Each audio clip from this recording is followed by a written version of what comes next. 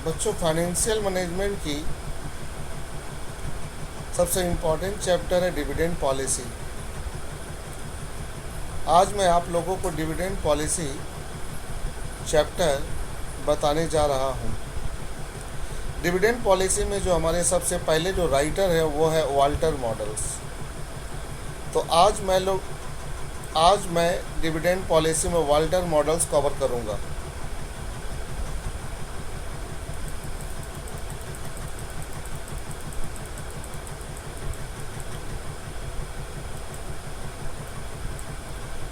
Walter models की जो formula है वो है P D+R KE बटा में KE। यहाँ पर जो हमारी P है वो है price of share, market price of the share. D है डिविडेंड पर शेयर। R है rate of return on investment, इसे हम कहते हैं एनुअल रिटर्न, इसे हम कहते हैं इंटरनल रेट ऑफ रिटर्न। ई है अर्निंग पर शेयर, के ई है कॉस्ट ऑफ कैपिटल।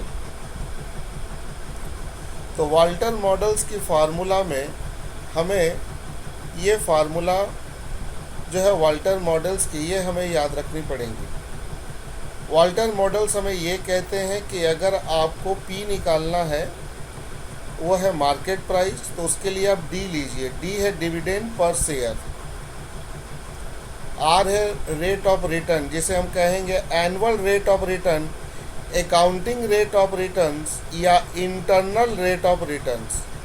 ई है अर्निंग पर शेयर। के ई है कॉस्ट ऑफ इक्विटी कैपिटल। अब इधर पढ़ी देखिए, मैंने कुछ इंपॉर्टेंट टर्म्स लिखा है।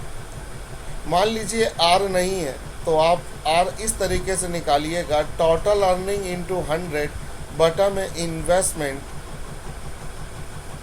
यानी कि शेयर कैपिटल्स, तो आर निकल जाएगा।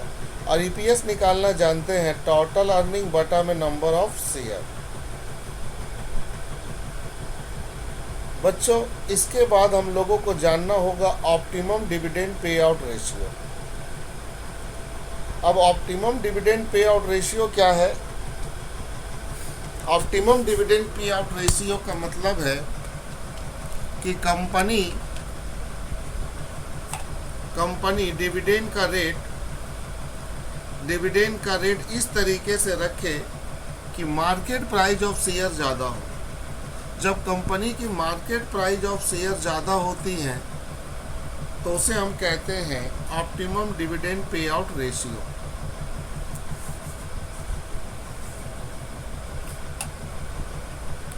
Optimum dividend pay out ratio में 3 केसेस है, case 1, case 2, case 3। R greater than K E. R मतलब rate of return. K E कौन है? Cost of capital. अगर हमारा आर के ई से ज़्यादा है तो इसका मतलब ये है कि profitability of the company has been growing, company की प्रॉफिट लगातार बढ़ रही है, इसीलिए company optimum dividend pay out रखेगा 0%। Optimum dividend pay out ratio होगा 0%। तो केस वन में क्या है आपको समझ में आया? केस 1 एक ही चीज़ कहता है बच्चों कि अगर आर के ई से ज़्यादा है तो कंपनी की प्रॉफिट बढ़ रही है, वहाँ डिविडेंड पे आउट रेशियो होगा, optimum dividend pay out ratio होगा 0%। नंबर 2, अगर आर लेस देन के ई, अगर आर के ई से कम है तो कंपनी की प्रॉफिटेबिलिटी डिक्लाइनिंग, प्रॉफिट लगातार कम हो रहा है कंपनी का। ऐसे हालात में optimum dividend pay out ratio होगा 100%। आर बराबर के ई, अगर आर और के ई बराबर है तो इसका मतलब कंपनी की जो प्रॉफिटेबिलिटी है रिमेन कांस्टेंट, वो हर साल एक ही जैसा है, इसलिए यहाँ जो डिविडेंड पे आउट रेशियो होगा वो सेम होगा। सेम मतलब अगर कंपनी 10% डिविडेंड दे रही है तो हर साल 10% डिविडेंड देती रहेगी। तो बेटा 3 कंडीशन है जो आपको देखना पड़ेगा। जब कभी पूछे optimum dividend pay out ratio तो 1, 2, 3 तीनों फार्मूला याद रखना। अगर आर के ई से ज़्यादा है तब optimum dividend pay out ratio 0% होगा, आर अगर के ई से कम है तो optimum dividend pay out ratio 100% होगा। अगर आर बराबर के ई है, अगर आर बराबर के ई है तो उस केस में डिविडेंड का जो रेट है वही रहेगा। अच्छा बेटे, डिविडेंड पे आउट रेशियो का जो फार्मूला है डीपीएस बटा में ईपीएस, डीपी रेशियो का फार्मूला है डीपीएस बटा में ईपीएस। ये भी फार्मूला इंपॉर्टेंस है, इसको याद रखना होगा।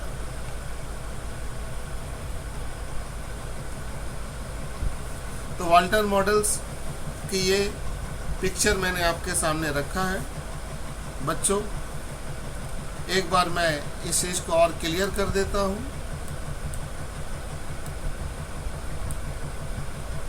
सबसे पहली बात बच्चों, वाल्टर मॉडल्स की फार्मूला में हमें पी को जानना है, ये मार्केट प्राइस है, डी डिविडेंड पर शेयर है, R rate of return on investment है, ई है अर्निंग पर शेयर, के ई है कॉस्ट ऑफ कैपिटल। आर निकालने का फार्मूला टोटल अर्निंग इंटू 100 बटा में इन्वेस्टमेंट। इन्वेस्टमेंट अगर नहीं दे तो शेयर कैपिटल को इन्वेस्टमेंट के तौर पे लेंगे। ई होगा टोटल, ई कैसे निकालेंगे, ईपीएस टोटल अर्निंग बटा में नंबर ऑफ शेयर। इसके बाद optimum DP ratio. Optimum DP ratio का मतलब है कंपनी डिविडेंड पॉलिसी बनाते वक्त ध्यान रखेंगे कि उनकी मार्केट प्राइस ज़्यादा हो।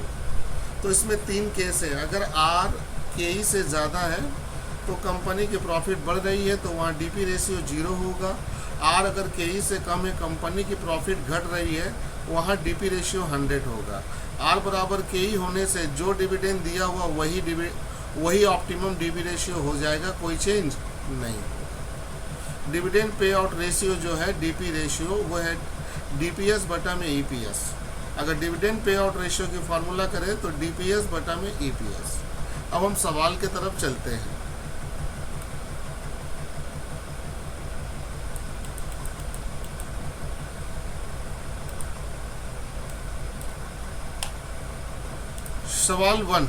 सवाल 1 में कैपिटलाइजेशन रेट मतलब के ई 10%, ईपीएस 8। मार्केट प्राइस बोल रहा शेयर का निकालो वाल्टर मॉडल्स के अंदर। अगर रेट ऑफ इन्वेस्टमेंट, ध्यान से देखिएगा, अगर रेट ऑफ इन्वेस्टमेंट आर 15% हो, 10% हो, 5% हो and dividend pay out ratio 0, 25, 50, 75 और 100% हो तब। यानी कि ये सवाल हमारे बीकॉम में 15 नंबर में दे चुका है। अब यहाँ ध्यान से रखिएगा, पहला केस है उसमें आर का मान 15 होगा, दूसरा केस में 10% होगा, तीसरा केस में 5% होगा। चलिए देखिए, आर हमने 15% लिया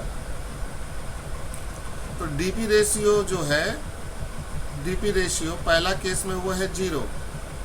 तो डीपी रेशियो अगर 0 है तो डिविडेंड का मान 0 हो जाएगा, डीपीएस 0 हो जाएगा। इसके बाद मैंने वाल्टर मॉडल्स की फार्मूला यूज की, वाल्टर मॉडल्स की फार्मूला मैंने यूज की, ये वाला फार्मूला मैंने यूज किया।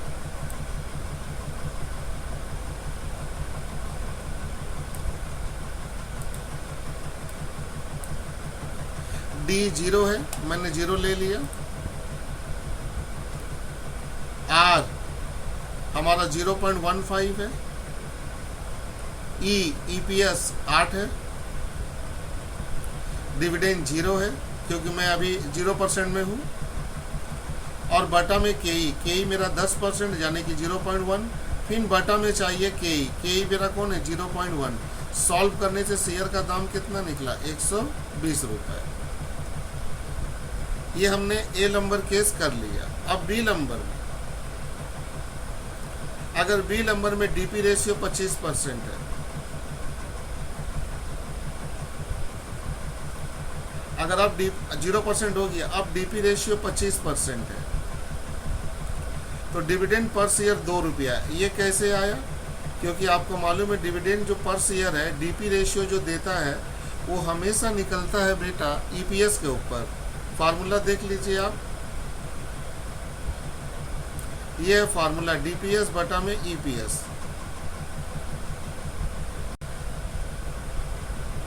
डीपीएस बटा में ईपीएस। यानी कि डिविडेंड पर शेयर किसके ऊपर कैलकुलेट हो रहा है, ईपीएस के ऊपर। अब आ जाइए इधर आप,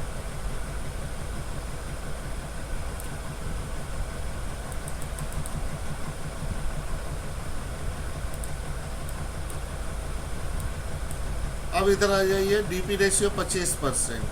अगर 25% है तो आप किस पे कैलकुलेट कीजिए, ईपीएस के ऊपर, और हमारी ईपीएस है 8। अगर आप 8 का 25% निकालेंगे तो आपका डीपीएस आएगा 2 रुपया।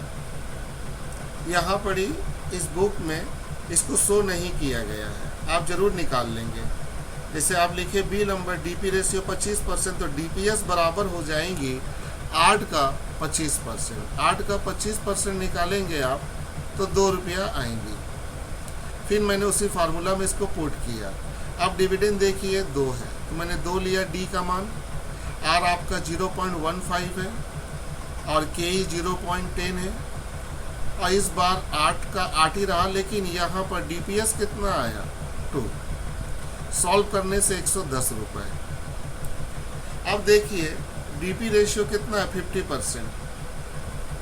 तो मैंने लिखा सी नंबर में डीपी रेशियो 50%। अगर 8 का 50% निकाले तो 4 रुपये होंगे।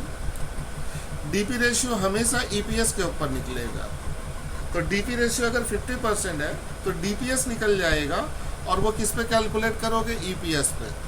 तो 4 रुपये आई। अब फार्मूला मैंने पुट किया, डी प्लस आर, डी है मेरा 4, आर मेरा 0.15, के 0.1 और ईपीएस 8 और डीपीएस -4। मैंने सॉल्व किया तो 100 आई। अब मैं 75% लेता हूँ। डीपी रेशियो अगर 75% होगी तो 8 की 75% 6 रुपये हुई। फिर मैंने फार्मूला में पुट किया तो शेयर की दाम 90 आई।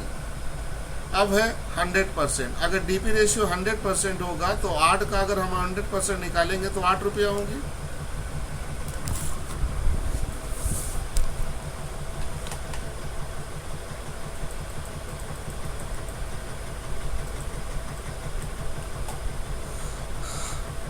अगर मैं 8 रुपये का 100% निकालूँ तो 8 रुपये होंगी, और मैंने फार्मूला में पुट किया तो 80 रुपये आई। अब इस सवाल में आपको थोड़ा सा ध्यान देना होगा बच्चों, इस सवाल पे ध्यान दें। ये सवाल क्या कहता है, जैसे रोमन 1 है, 15% जो आर है, ये 15% के अंदर हमें जो शेयर कैलकुलेट करना पड़ेगा, एक बार 0% डिविडेंड का, एक बार 25% का, एक बार 50, एक बार 75, एक बार 100। फिर उसके बाद मैं लूँगा केस 2। अब मैं आर 10% पकड़ूँगा तो फिर मुझे 0, 25, 50, 75, 100 का निकालना पड़ेगा। यानी कि इस तरह के सवाल में आप अगर एग्ज़ाम में आ जाए तो पहला जो आर है हमारा 15%, उसके अंदर आप 1, 2, 3, 4, 5 तो डिविडेंड पे आउट रेशियो, तो 5 बार शेयर निकालोगे। उसी तरह 10% के अंदर 5 बार निकालोगे, फिर 5% के अंदर 5 बार निकालोगे। देखो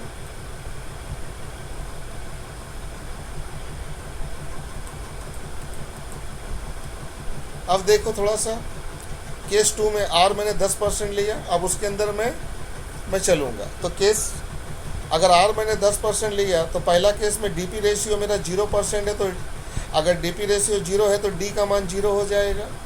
फिर मैंने फार्मूला में पुट किया,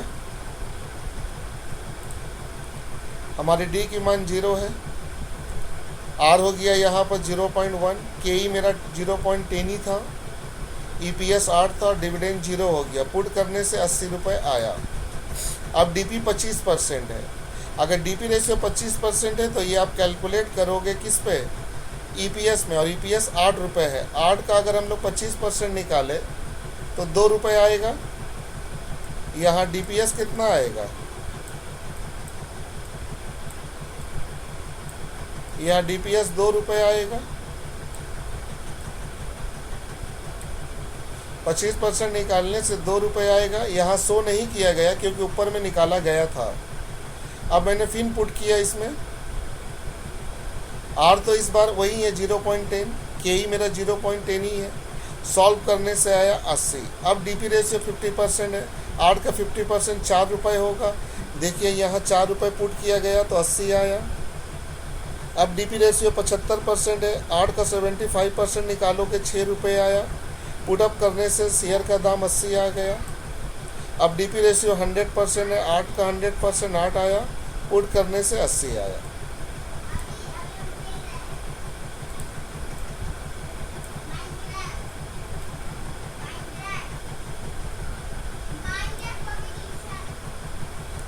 अब हम लोग शेयर की वैल्यू निकालेंगे जहां आर रहेंगी कितना परसेंट, 5%।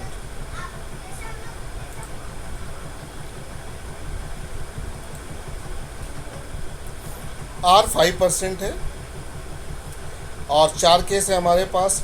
पहला डीपी रेशियो 0 है, 0 होने से डिविडेंड का मान 0 हो जाएंगी। फार्मूला में पुट किया, इस बार आर लिया 0.15। के ही तो कांस्टेंट है, वो चेंज नहीं है, 40 आया। अब डीपी रेशियो 25% है।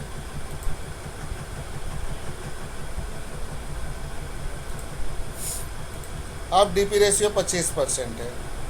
8 का 25% 2 रुपये आया। मैंने पुट किया, 50 आया। सिमिलरली 50% दिया हुआ डीपी रेशियो, 8 का 50% 4, 60 आया। 75% है, 8 का 75% आया आपका जाके 6। तो इस तरीके से मैंने कैलकुलेट किया। एग्ज़ाम में ये सवाल इसलिए दे रही हैं, बड़ी सवाल है एग्ज़ाम में इसलिए दे रही हैं क्योंकि ये थोड़ी बड़ी हो गई, क्योंकि इस सवाल को समझना पड़ेगा। एक बार देखिए, इस सवाल को मैं आप समझाने की कोशिश करता हूँ। वाल्टर मॉडल्स में के ई कांस्टेंट है, ई कांस्टेंट है, चेंज हो रहा कौन, आर और डीपी रेशियो। आपका आर है पहला केस में 15%, तो पहला केस के अंदर आपको डीपी रेशियो 0% में निकालना पड़ेगा, 25 में, 50 में, 75 में, 100 में। ये आपका पहला आंसर हुआ। फिर आपको 10% आर लेना पड़ेगा, उसके अंदर ये 5 तो कैलकुलेट करना होगा। फिर 5% लेना होगा, उसके अंदर ये 5 तो कैलकुलेट करना होगा, जो मैंने किया। अब मैं चलता हूँ नेक्स्ट सवाल के तरफ। बच्चों, सवाल नंबर 2। सवाल 2 में संतोष लिमिटेड बोल रहा है अर्न 5 रुपया पर शेयर, 5 रुपया पर शेयर इनकी कमाई होती है। तो ईपीएस 5 हो गया, ई का मान 5 हो गई। आप लिख दोगे ई बराबर 5। कैपिटलाइजेशन रेट, कैपिटलाइजेशन रेट का मतलब के ई।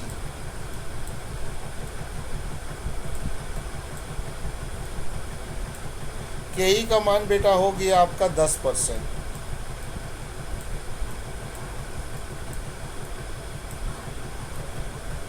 आप ऐसे शो करोगे, यहाँ शो नहीं किया, आप शो कर दोगे 0.1।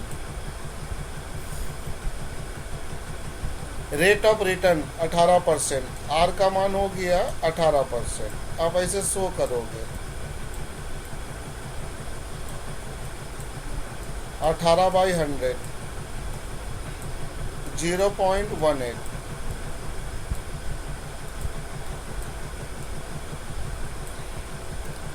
अब हमको बोल रहा बेटा केस 1, 25% डीपी रेशियो दोगे, तो ईपीएस पे निकालोगे, ईपीएस 5 है, 5 का 25% निकालोगे, 5 का 25% आप निकालोगे तो आएगा 1.25। 5 का 25% निकालोगे तो 1.25 आएगा।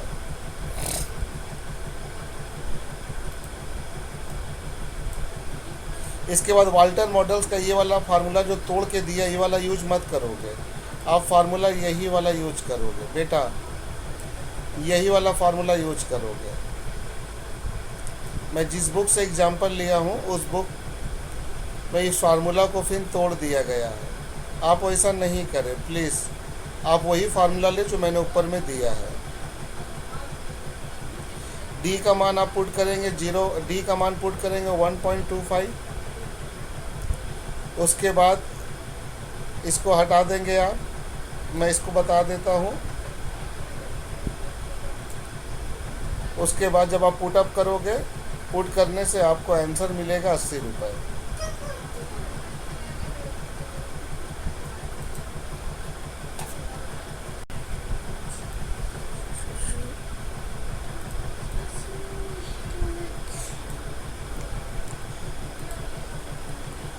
बच्चों यही वाला फार्मूला में पुट करना, ओरिजिनल फार्मूला जो मैंने ऊपर लिखा है।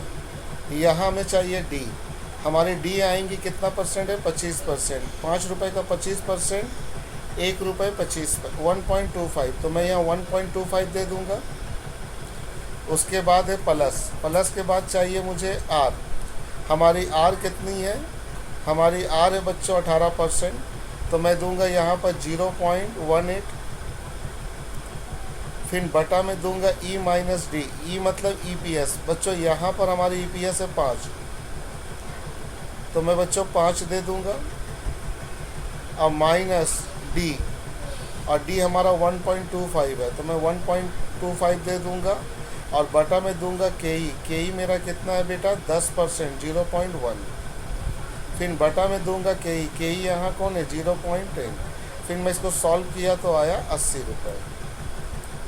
अब 2 नंबर क्वेश्चन देखो, इज दिस ऑप्टिमम पे आउट रेशियो, यानी कि कंपनी जो यहाँ डिविडेंड 25% दे रहा है, क्या ये डिविडेंड ऑप्टिमम है।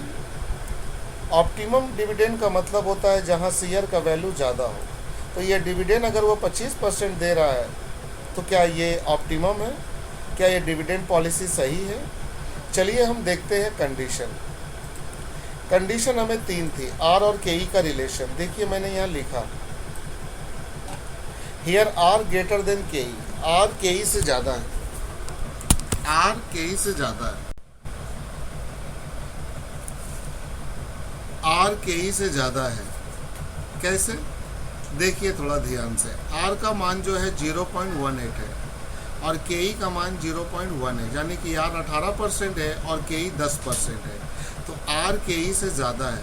अगर आर के ई से ज़्यादा, इसका मतलब प्रॉफिटेबिलिटी जो है कंपनी का बढ़ रहा, और कंपनी का जब प्रॉफिटेबिलिटी बढ़ेगा तो वहाँ डिविडेंड पे आउट रेशियो होगा 0%, यानी कि यहाँ डिविडेंड कंपनी पे नहीं करेगा। फिर भी कंपनी 25% डिविडेंड दे रहा था, तो इसलिए यहाँ डी 0 हो गया। फिर मैंने वाल्टर मॉडल्स का फार्मूला यूज किया।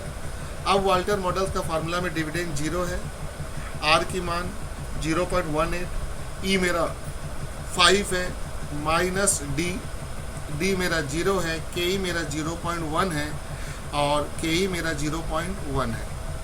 मैंने सॉल्व किया तो 90 रुपीज़ आई, जबकि पहली थी 80 रुपये, अब देखिए 90 रुपये आई, क्योंकि optimum dividend pay out ratio में शेयर का वैल्यू हमेशा ज़्यादा होता है। बोलो क्लियर हुई बच्चों। जब कभी पूछे क्या ये ऑप्टिमम डीपी रेशियो है, तो आपको एकदम EF 3 फार्मूला एकदम माथा में बैठा लेना है। पहला, आर अगर के ई से ज़्यादा है तो 0% होगी डीपी रेशियो, आर अगर के ई से कम है तो 100% डीपी रेशियो होगी। अगर आर और के ई दोनों बराबर है तो डिविडेंड का रेट चलेगा सेम, ठीक है।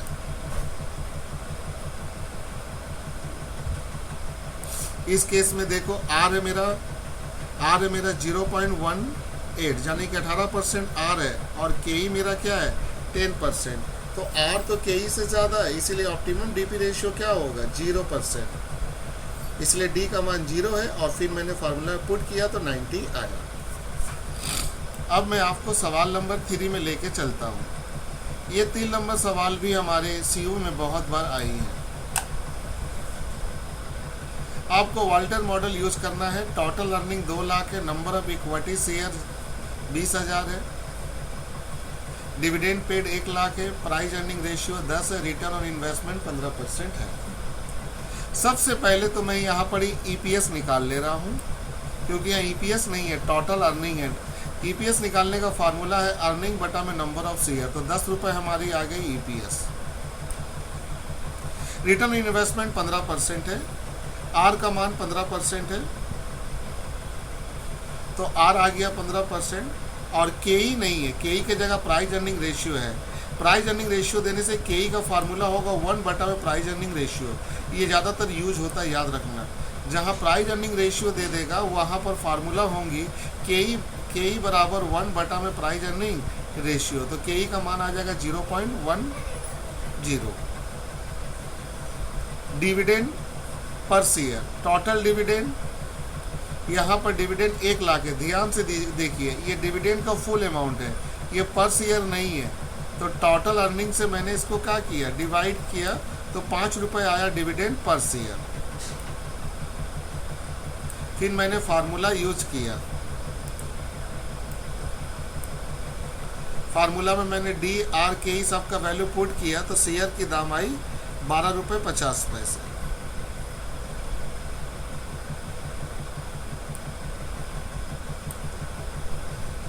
12.50 रुपये। ठीक है बच्चों। अच्छा बच्चों, इस क्वेश्चन में एक चीज पे ध्यान देना, ascertain whether the firm is following a optional dividend policy, यह गलत दिया हुआ है। Optimum dividend policy as per Walter models, ये बेटा यहाँ पर ही होगा ऑप्टिमम। आपको यहाँ पर क्वेश्चन में पूछ रहा है कि ये जो इन्फॉर्मेशन दिया गया इसके जरिए आप शेयर निकालिए और ये भी बताइए कि कंपनी जो डिविडेंड दे रहा है क्या वो ऑप्टिमम है। तो यहाँ तो डिविडेंड पे आउट रेशियो नहीं दिया हुआ, यहाँ तो डिविडेंड दिया हुआ है। तो मैं सबसे पहले यहाँ मैंने क्या किया, देखो मैंने यहाँ पर सबसे पहले बच्चों डिविडेंड पे आउट रेशियो निकाला कि कंपनी डिविडेंड कितना दे रहा था। डीपीएस बटा में ईपीएस इंटू 100, 60%, यानी कि कंपनी जो डिविडेंड पे आउट रेशियो है 60%। अब हमें ये पता लगाना है कि ऑप्टिमम है कि नहीं। यहाँ पर are greater than K E, are के ई से ज़्यादा है, देख लीजिए आर की मान जो है वो है 15% और के ई हमारा है 10%। तो आर के ई से ज़्यादा है तो डिविडेंड जो रेशियो होगा ऑप्टिमम वो 0% होगा। यहाँ पर हमने लिखा है कि आर ग्रेटर देन के ई, जबकि कंपनी डिविडेंड 60% दे रहा, इज़ नॉट फॉलो ये ऑप्शनल डिविडेंड पॉलिसी, ये ऑप्शनल डिविडेंड पॉलिसी नहीं है, यानी कि ऑप्टिमम डिविडेंड पॉलिसी नहीं है। इन दिस केस, ऐसे हालात में ऑप्टिमम डिविडेंड पॉलिसी जो होगा वो 0% होगा, क्योंकि आपको मालूम है क्योंकि आर यहाँ पर के ई से क्या है ज़्यादा है, तो कंपनी जो 60% डिविडेंड पे कर रहा है वो ऑप्टिमम नहीं है। यहाँ ऑप्टिमम डीपी रेशियो होगा 0%। तो यहाँ डी का मान 0 हो गया। फिर मैंने पुटअप किया तो शेयर का वैल्यू देखो 200 आया, जबकि पहले शेयर की वैल्यू पहले शेयर की वैल्यू थी 12.50 रुपये, अभी कितनी आई 200। क्लियर। सवाल नंबर 4, सवाल नंबर 4 बेटा वही सेम है, तो इसलिए मैं इसको डिस्कस नहीं कर रहा हूँ, एकदम सेम सवाल है।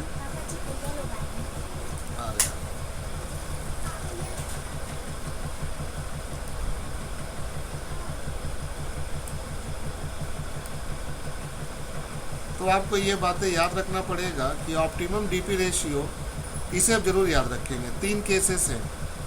आर अगर के ई से ज़्यादा है तो 0% दोगे, आर अगर के ई से कम है तो 100% रखोगे, आर बराबर के ई है तो डिविडेंड का रेट सेम होगा।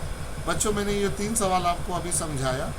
मैं उम्मीद करता हूँ कि तीनों सवाल आप एक बार देखेंगे, उसके बाद मैं सवाल नंबर भेजूँगा, आप बना लोगे। बाय बेटे।